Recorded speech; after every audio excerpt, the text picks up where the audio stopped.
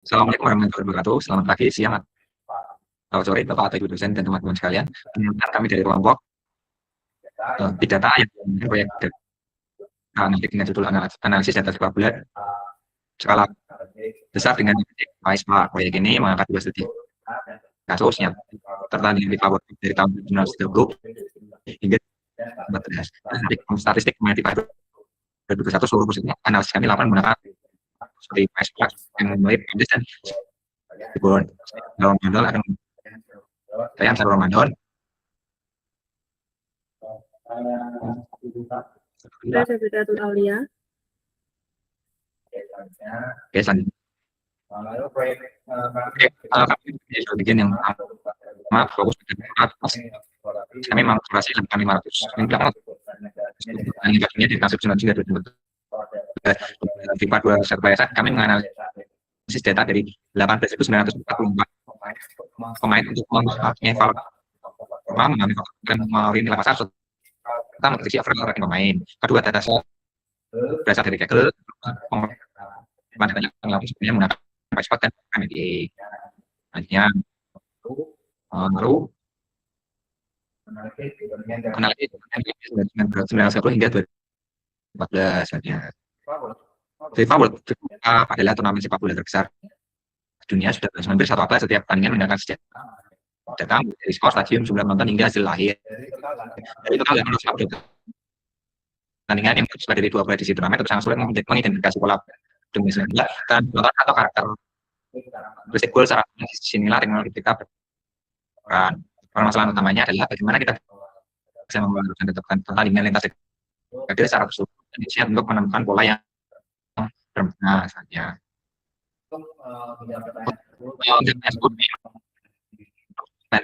Yang utama adalah ini adalah dari sepak bola, bagaimana lalu yang kedua bagaimana tren rata-rata gol dari turnamen, yang ketiga stadion mana yang paling sering digunakan sebagai venue, dan yang jumlah gol dalam satu pertandingan bisa diprediksi dari data historis. Ya. Alasannya data digunakan adalah dari CSV yang dari Kaggle dengan lisensi jadi 10 saat ini berisi data pertandingan yang kolam fitur yang mencakup periode 1930 dan 2014 dapat diunduh otomatis dari Kaggle. Lautnya pertama yang digunakan data analis, kami membaca skema itu data statistik deskriptif. Saya menarik rata-rata tim teman-teman satu jauh lebih tinggi dari tim tampil hanya 1,2, mengindikasi kerjanya keuangan bermain kadang. Jumlah penonton bervariasi dari 3.550 mencerminkan dan secara travel dan lembaga di stadion Mustafa atau Malaysia yang ada di Meksiko. Tingkat kita sangat tinggi, ya, kalau mengatakan yang memiliki 2 nilai kosong dari artinya lebih 990 data lengkap.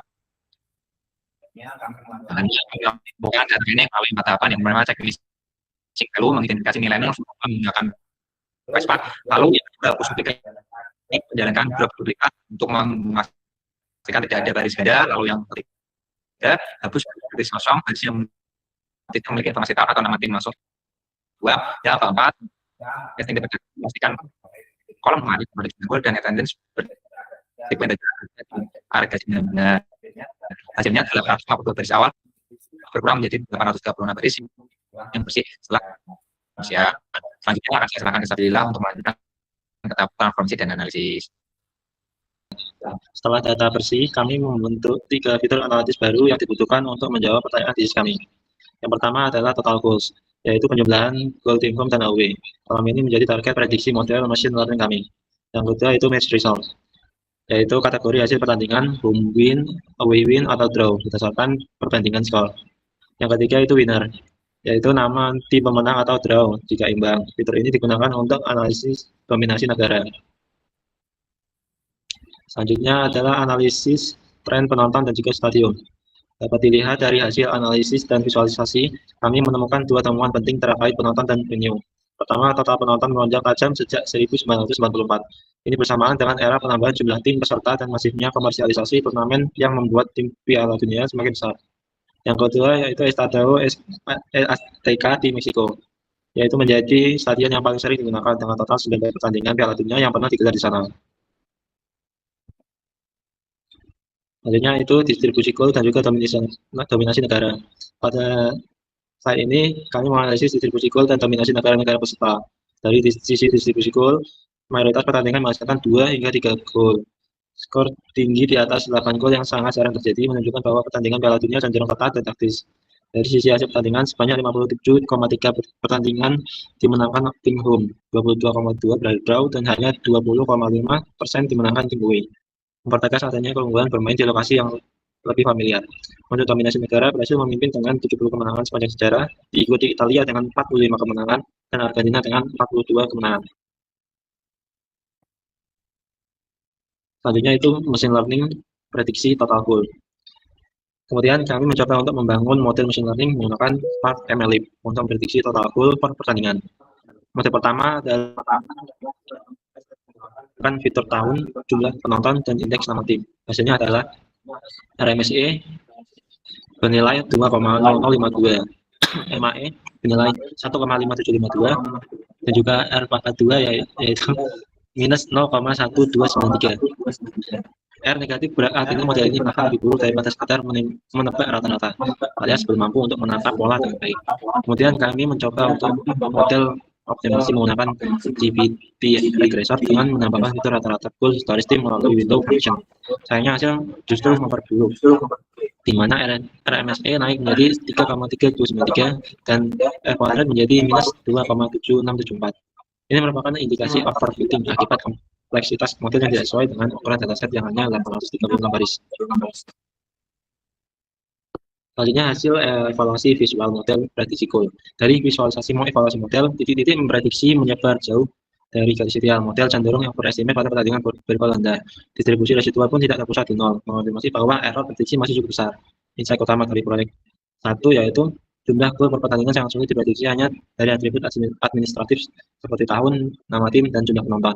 Faktor lain seperti taktik permainan, kondisi fisik, bahkan kondisi cuaca itu sangat berpengaruh. Ini justru menjadi temuan yang menarik secara ilmiah dengan adanya keterbatasan model mencerminkan kompleksitas nyata dari olahraga sepak bola tersebut. Player statistik dari FIFA 21 untuk menganalisis statistik dan juga prediksi performa pemain bola. Latar belakang dari permasalahan itu adalah di dalam sepak bola, data adalah aset strategis bagi klub. Analisis performa pemain memungkinkan pemandu bakat dan manajer membuat keputusan berbasis data. Dataset yang kami gunakan berisi data 18.944 pemain berdasarkan data FIFA 2021 dengan kolom 106 kolom atribut mentah yang kaya informasi. Masalahnya adalah bagaimana evaluasi nilai seorang pemain secara objektif dari atribut teknis dan memprediksi overall rating tanpa bias subjektif penilaian. Untuk proyek kedua ini kami merumuskan 4 pertanyaan, yaitu yang pertama, posisi mana yang memiliki rata-rata rating tertinggi, yang kedua, bagaimana korelasi antara umur dan rating pemain, yang ketiga, faktor apa yang menentukan nilai pasar pemain, yang keempat, seberapa akurat model dapat memprediksi overall rating. Selanjutnya saya serahkan kepada Sabita. Terima kasih Sabtil. Saya akan melanjutkan penjelasan dataset FIFA 21. Dataset ini bersumber dari Kaggle dengan nama FIFA 21 Complete Player Dataset. Jadi 106 kolom mentah dan 18.944 baris data pemain. Kami melakukan seleksi dan hanya menggunakan 17 kolom yang relevan untuk menjawab pertanyaan bisnis kami. Fitur-fitur yang kami pilih terbagi menjadi 3 kategori, yaitu biodata dengan nama, umur, tinggi, berat badan, kebangsaan, dan klub. Yang kedua, rating dan nilai overall, potensial, nilai pasar dan gaji dalam euro. Yang ketiga, atribut teknis yaitu pace, shooting, passing, dribbling, defending, dan fisik. Selanjutnya adalah exploratory data analisis FIFA 21. Pada tahap EDA, kami mengidentifikasi tipe data dan menangani nilai-nilai yang kosong. Temuan penting dari EDA adalah yang pertama, banyak pemain, terutama kiper, memiliki nilai kosong pada atribut seperti shooting dan dribbling. Ini wajar karena atribut tersebut memang tidak relevan untuk posisi kiper. Kedua, rentang usia pemain cukup luas dan belasan tahun hingga di atas 40 tahun, membuka peluang analisis pola karir sepanjang hidup seorang pemain. Ketiga, meskipun data memiliki 106 kolom, hanya 17 yang benar-benar relevan, yaitu menegaskan pentingnya filter selection di awal pipeline analisis agar tidak membuang sumber daya komputasi. Kedua adalah data cleaning sifat 21. Proses cleaning data pemain sifat 21 kami lakukan dalam 4 tahap, yaitu yang pertama seleksi kolom. Memilih 17 dari 106 kolom mentah yang relevan.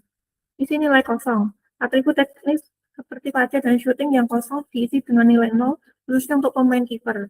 Hapus garis kritis, yaitu garis yang tidak memiliki data klub atau nilai pasar yang dihapus. Karena keduanya sangat penting untuk analisis nilai pemain. Yang keempat, hapus duplikat. Memastikan tidak ada pemain yang tercatat lebih dari 1 kali dalam dataset. Hasilnya, data siap dianalisis dengan fitur teknis yang lengkap dan setiap garis memiliki informasi klub dan nilai pasar yang valid. Selanjutnya adalah transformasi data sifat 21. Kami melakukan 2 transformasi utama untuk memperkaya dataset. Yang pertama adalah membuat kolom position group menggunakan user defined function atau UDF. Custom device path. Semua posisi pemain dipetakan ke 4 kelompok besar, yaitu goalkeeper, defender, midfielder, dan juga forward. Yang kedua, membuat kolom age group menggunakan fungsi conditional when untuk mengkategorikan usia pemain menjadi 3 kelompok, yaitu muda di bawah 23 tahun, produktif 23 sampai 30 tahun, dan senior di atas 30 tahun. Kategorisasi ini mempermudah analisis pola karir pemain secara lebih intuitif. Selanjutnya adalah analisis distribusi posisi dan umur rating. Dari hasil visualisasi, 2 temuan menonjol. Yang pertama, midfielder dan defender adalah posisi dengan jumlah pemain terbanyak dalam database. Sementara goalkeeper merupakan posisi dengan jumlah pemain paling sedikit, yaitu sesuai dengan struktur tim yang memang hanya membutuhkan 1 kiper. Yang kedua, berdasarkan hubungan umur dan rating tertinggi umumnya mencapai pemain berusia 27 sampai 32 tahun, yaitu titik di mana pengalaman bertahun-tahun bertemu dengan kondisi fisik yang masih prima. Ini adalah golden age seorang pemain sepak bola. Ketiga adalah nilai pasar dan korelasi atribut. Dari analisis nilai pasar per posisi, forward memiliki median nilai pasar tertinggi, yaitu lalu diikuti midfielder. Ini masuk akal karena pemain depan yang mencetak gol cenderung lebih bernilai di pasar transfer. Dari sisi korelasi antar atribut, kami menemukan bahwa nilai pasar dan gaji sangat berkorelasi kuat dan overall rating. Selain itu, atribut teknis seperti pajak, shooting, dan dribbling juga sangat berkorelasi kuat satu sama lain, menunjukkan bahwa pemain yang unggul di satu atribut teknis cenderung unggul pula di atribut teknis lainnya. Jadi adalah machine learning prediksi overall rating. Untuk proyek 2, kami membangun model random forest regression menggunakan SWOT analysis untuk memprediksi overall rating pemain. Fitur input yang digunakan meliputi umur, potensial, serta 6 atribut teknis utama. Ada shooting, passing, dribbling, defending, dan fisik. Model dilatih dengan 50 decision tree, split data 80% training dan 20% testing, menghasilkan R2 score yaitu 0,8808. Artinya model ini mampu menjelaskan 88% variasi dalam overall rating pemain hanya dari atribut teknis dan usia. Sebuah performa yang sangat baik dan jauh berbeda dari hasil proyek 1. Selanjutnya, faktor paling menentukan overall rating. Dari analisis fitur important model, kami mendapatkan temuan yang sangat menarik, yaitu dribbling dengan 22% adalah faktor paling berpengaruh terhadap overall rating, yaitu mengindikasikan bahwa kemampuan mengolah bola adalah kondisi penilaian seorang pemain. Passing 18% dan potensial 18%. Jadi di posisi kedua, potensi masa depan pemain pun diperhitungkan besar dalam penilaian keseluruhan. Age 17% hingga berkontribusi signifikan jalan dengan temuan scatterplot bahwa rating memuncak di usia produktif.